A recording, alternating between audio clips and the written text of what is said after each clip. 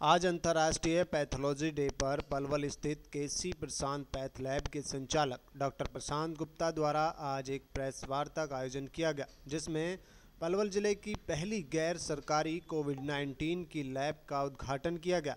साथ ही गुणवत्तापरक जांचों को लेकर भी चर्चा की गई। इस अवसर पर डॉक्टर प्रशांत गुप्ता ने पलवल के लोगों के लिए RT-PCR की नवनिर्मित लैब को लोगों के लिए समर्पित किया। इस लैब टेस्ट में ट्रूनेट टेक्नोलॉजी द्वारा किया जाएगा, जिसमें रिपोर्ट मात्र 2 घंटे में मिल जाएगी। इस अवसर पर उन्होंने बताया कि आपका पैथोलॉजिस्ट कौन है। प्राय देखा गया है कि जब हम या हमारे परिजन अस्वस्थ होते हैं तब हम सावधानी से अपने लिए सर्वश्रेष्ठ डॉक्टर का चुनाव करते हैं। हम सभी अपने अनुभव से शहर के उपयुक्त सर्जन, फिजिशियन, बाल चिकित्सक इत्यादि से बात करते हैं, लेकिन क्या कभी आपने सोचा है कि आपका पैथोलॉजिस्ट कौन है? पैथोलॉजिस्ट वह डॉक्टर है जो लैब साइंस और विकृति विज्ञान का ज्ञाता होता है। MBBS और पोस्ट ग्रेजुएशन के बाद पैथोलॉजी की डिग्री हासिल होती है। लगभग 9 से 10 वर्षों के परिश्रम के उपरांत MCI और भारत सरकार के नियमानुसार रिपोर्ट्स जारी करने का अधिकार मिलता है। पोस्ट ग्रेजुएट ट्रेनिंग के दौरान खून, मलमूत्र इत्यादि संबंधित ब्लड बैंक इत्यादि का गहन प्रशिक्षण मिलता है। भारत में पैथोलॉजिस्ट भले ही शिशु अवस्था में हो, लेकिन विदेशों में इनकी विभिन्न सुपर स्पेशलिस्ट प्रचलित हैं, जैसे न्यूरोपैथोलॉजिस्ट, आर्कोपैथोलॉजिस्ट, हिमाटोपैथोलॉजिस्ट इत्यादि। जैसे उपचार देने वाले डॉक्टरों को अपनी कला में निपुण होना अनिवार्य है, वैसे ही टेस्ट करने वालों को विषय की बारीक जानना जरूरी है। उपचार की प्रक्रिया में फिजिशियन के साथ पैथोलॉजिस्ट की भी अहम भूमिका होती है। दोनों का उद्देश्य है मरीज का सही उपचार, अतः फिजिशियन का चयन करते समय पैथोलॉजिस्ट का भी चयन आवश्यक है। क्लिनिशियन और पैथोलॉजिस्ट एक दूसरे के पूरक हैं। मेडिसिन के महान ज्ञाता सर विलियम ऑस्लेयर ने कहा है, मेडिसिन को संपूर्ण रूप से समझने के लिए पैथोलॉजी का ज्ञान होना आवश्यक है। वर्ल्ड पैथोलॉजी डे के नाम से जाना जाता है और इस दिन, आज के दिन हम जो है आप सबको ये बताना चाहते हैं कि भाई पैथोलॉजी होती क्या है। एक्चुअली पैथोलॉजी एक ऐसा सब्जेक्ट है जिसमें हम लोगों के खून, पेशाब, वीर्य वगैरह की जांच करते हैं और उसमें आ रही कमियों या उसमें क्या दिक्कतें हैं उसके बारे में बताते हैं, क्या वो नॉर्मल हैं, क्या एबनॉर्मल है। पैथोलॉजी में पैथोलॉजिस्ट की बहुत अहम भूमिका है। हम ये बताना चाहते हैं आज के दिन कि भी आप जब अपने लिए कोई मेडिसिन का डॉक्टर सोचते हैं तो आप ये देखते हैं कि भी पलवल में सबसे बढ़िया कौन है। जब आप सर्जरी कराने जाते हैं तो भी आप ये देखते हैं कि सर्जन कौन सा बढ़िया है। जब आप ऑर्थोपेडिक्स में नी रिप्लेसमेंट के लिए जाते हैं तो भी ढूंढते हैं कि भाई पूरे इस रीजन में सबसे बढ़िया कौन है। और जब हम अपना टेस्ट कराते हैं उस समय हम कुछ भी नहीं देखते। क्यों नहीं देखते हम? क्या उस समय पे बढ़िया लैब की इम्पोर्टेंस नहीं है? क्या उस समय पे हमें ये नहीं देखना चाहिए कि भाई किस लैब, कौन सी लैब क्वालिटी कंट्रोल रिपोर्ट्स दे रही है?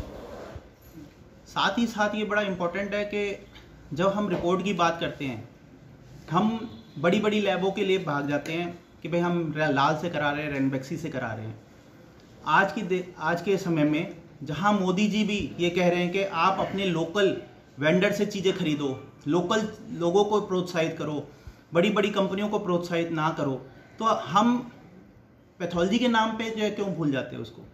तब हम जो है बड़ी बड़ी लैबों में या बड़ी चीज़ों में जो है विश्वास करने लग जाते हैं।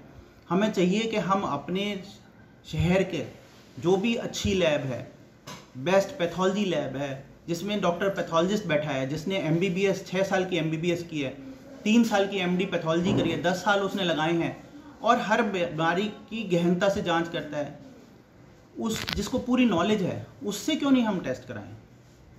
उससे टेस्ट कराने के कई तरीके के फ़ायदे हैं। कई बीमारियां ऐसी हैं जो नॉर्मल होती हैं क्योंकि उसे पता है कि भाई हाँ, आपके इस टेस्ट से ये होगा।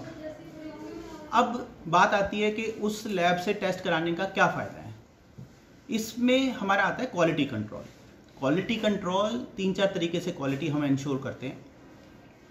मान के चलिए आपका हीमोग्लोबिन का सैंपल है जो कि 10 ग्राम आया है, हमने दोबारा पिलाया, वो 10.2 आया, 9.8 आ गया, 10.5 आ गया उसकी रीडिंग बार बार मशीन में पिलाने पे। ये हुआ एक तरीका, जिसमें हमें ये देखना है कि वो 2SD के अंडर है। ये मैथमेटिकल कैलकुलेशंस हैं जिसमें हम मीन मोड मीडियन आप सब लोगों ने पढ़ा होगा, तो उसमें 2SD की कैलकुलेशन के अंदर आनी चाहिए।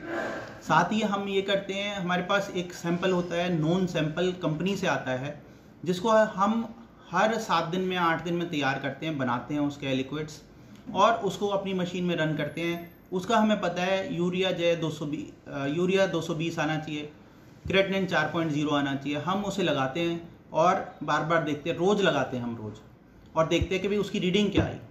जो रीडिंग उसकी आती है अगर ठीक आ रही है तो सही है, नहीं तो हमें अपनी मशीन को ठीक करना पड़ता है और देखना है कि हमारी मशीन में खराबी है, हमारे सैंपल में खराबी है, हमारी टेस्टिंग में खराबी है, कहाँ खराबी है उसको दूर करते हैं।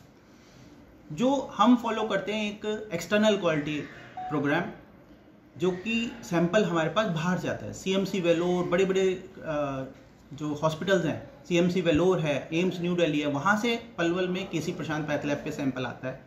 उसको हम जांच करते हैं अपनी लैब में और उनको बताते हैं कि भाई आपकी यूरिया की वैल्यू इतनी आई है, शुगर की वैल्यू इतनी आई है, हीमोग्लोबिन की वैल्यू इतनी आई है। वो फिर पूरे ऑल इंडिया की 1500 लैबों का डाटा निकालते हैं और उसमें बताते हैं कि हाँ आपका ये टेस्ट सही रहा, ये नहीं था, या जो भी चीज़ें आती है। और उसमें इतने सालों से, पिछले 18 सालों से हमारी लैब अच्छा काम कर रही है और उसमें कोई भी दिक्कत नहीं आ रही है।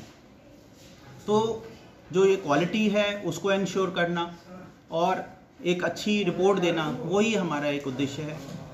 इस समय पे आज के दिन वर्ल्ड पैथोलॉजी डे के अंदर हम लोग आज मॉलिक्यूलर बायोलॉजी की एक लैब RT-PCR की लैब लेकर के आए हैं, जिसमें RT-PCR के द्वारा हम कोविड की टेस्टिंग भी कर पाएंगे और साथ के साथ TB-PCR, hepatitis B DNA quantitative, hepatitis C RNA quantitative, कई पीलिया के टेस्ट हैं, TB के टेस्ट हैं, कोरोना के टेस्ट हैं, ये सब कर पाएंगे।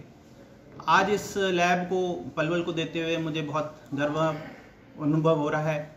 मुझे बहुत अच्छा लग रहा है कि आज हम पलवल को एक ऐसी लैब दे पा रहे हैं जहां कोरोना की टेस्टिंग के लिए लोग परेशान हो रहे थे, उनको ये रिपोर्ट मात्र 6 घंटे के अंदर में उपलब्ध हो पाएगी। जबकि आप कहीं देते हैं टेस्ट तो वो बाहर जाता है, बाहर से रिपोर्ट आती है, आपको 24 घंटे से जो है 48 घंटे तक लग जाते हैं। एक सुविधा प्लस तीव्र रिपोर्ट, वो हमारा लक्ष्य रहा है, और क्वालिटी कंट्रोल रिपोर्ट जो कि जो है पलवल के लोगों को इस सब से मिल पाएगी। डॉक्टर साहब, ये जो आप टेस्ट कोरोना के करोगे, ये घर जाकर या अस्पताल में मरीज आएंगे उनका टेस्ट? हाँ जी, जहाँ अपने घर से या फिर अस्पताल से जो है हम सैंपल कलेक्ट करके लाएंगे और अपने यहाँ पे लगाएंगे। क्या कोई रखी आपने?